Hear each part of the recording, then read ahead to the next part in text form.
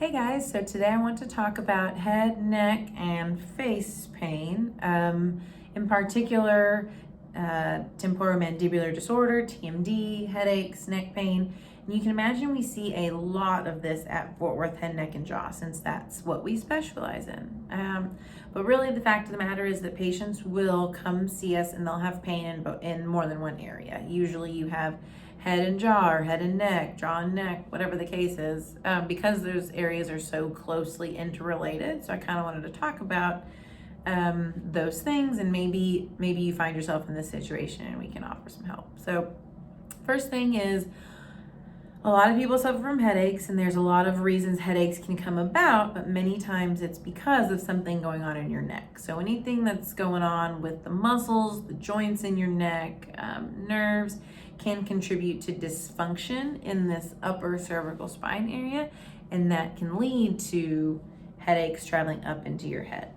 So if you're suffering from headaches due to neck issues, you're most likely going to feel them on only one side of your head.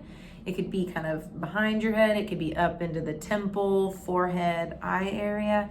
And those headaches are going to be made better or worse depending on neck movements. So if you sleep with your neck in an awkward posture on your pillow, or if you sit incorrectly at your desk for a long period of time, then those positions, those awkward neck movements, can contribute to headaches kind of anywhere on your head depending on where the problem issue is. The other thing to keep in mind is TMD, temporomandibular disorders. It's no secret that your jaw right here is very close. In fact, it's in between your head and your neck. And so any extra tension in the muscles kind of upper neck here, or even in the jaw, can cause issues in the other place because they're working so closely together. Additionally, a lot of the nerves that are traveling from your neck up your face and into your head travel through those jaw muscles. So any extra tension in the area, any stiffness in your jaw joint itself can contribute to a little bit of discomfort, not only in this area, but of the nerves that are radiating up into your head and cause some headache pain, or kind of cause dysfunction of the upper cervical spine there. So if you feel anything like tension, spasms, aches in your jaw, yes, you probably have a little bit of jaw issues, but it can be contributing to any neck pain or headaches that you're feeling as well. So kind of moral of the story is that extra tension in the muscles of your neck, sitting in abnormal postures, joint stiffness, any type of nerve compression you're having, can all contribute to pain in your neck, face, and your head. And then most of the time that will lead to pain in another place. So like I said earlier, most of our patients will develop pain in another area if what they're struggling with goes untreated, which is kind of a bummer, but that's just, our body's fascinating. Everything is so connected, but that's one of the downsides is pain in one place can cause pain in the other. Luckily though, time for some good news. Headaches caused by neck pain, or just neck pain itself, or jaw pain itself, can be successfully treated by employing some simple techniques. So I'm going to kind of go through some techniques later on in this video, but you can do those, and then I wouldn't hesitate to visit your local physical therapist.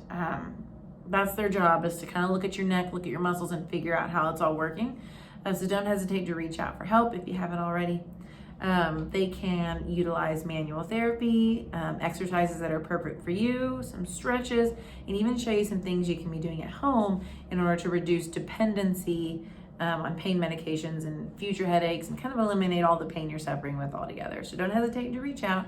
But here are a few quick things you can start doing at home just to make sure you're taking good care of yourself as best you can. So first thing I like to do is keep a journal. So whenever you have pain, if you'll write down what you were doing immediately prior to that, how bad the pain is, and maybe anything that made it better. Kind of just keeping an eye out for things that make it better, worse, and that way you can better incorporate those things or leave those things out of your daily life. Drinking water and not missing meals. So if you have low blood sugar or dehydrated, those can often cause headaches, and just kind of cause general tension in your neck and jaw.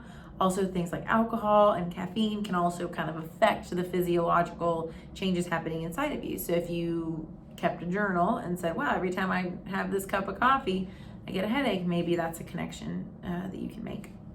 Sitting with good posture Making sure you're not slouching over like this. This is putting a lot of strain here, causing a lot of compression there.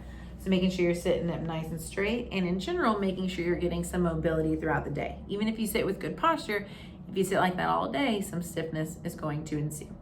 That's actually my next tip, is to stay moving. Even if you just get up, take a little lap around the office, visit the refrigerator, get a snack every so often, that's gonna go a long ways towards maintaining pain-free movements in your neck. Finding the right pillow is important also. So if your pillow is too tall or too short or too soft or too firm, you're going to be sleeping in an awkward position, putting your head in an awkward spot, causing some extra tension in one area, some compression in the other, and that imbalance can lead to neck pain, headaches, things like that. There are a few postural stretches you can do. It's too much to go over in this video, but what you can do is look up stretches for your neck, talk to your physical therapist about stretches, but just in general, those are things that are gonna help you stay moving, help keep blood flow to the area.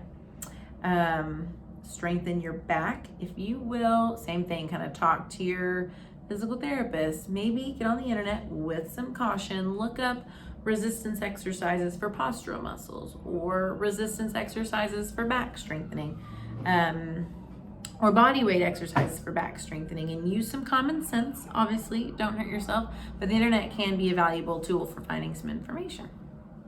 A few more.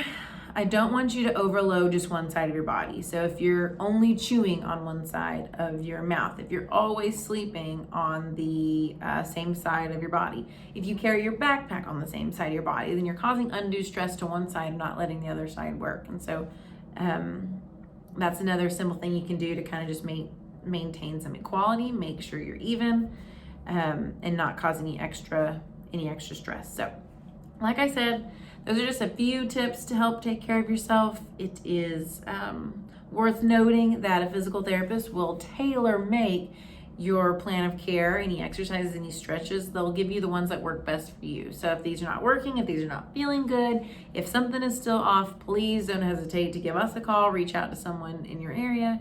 They'll give you some valuable information kind of tailor-made to you like I talked about. But anyways, hope this helps.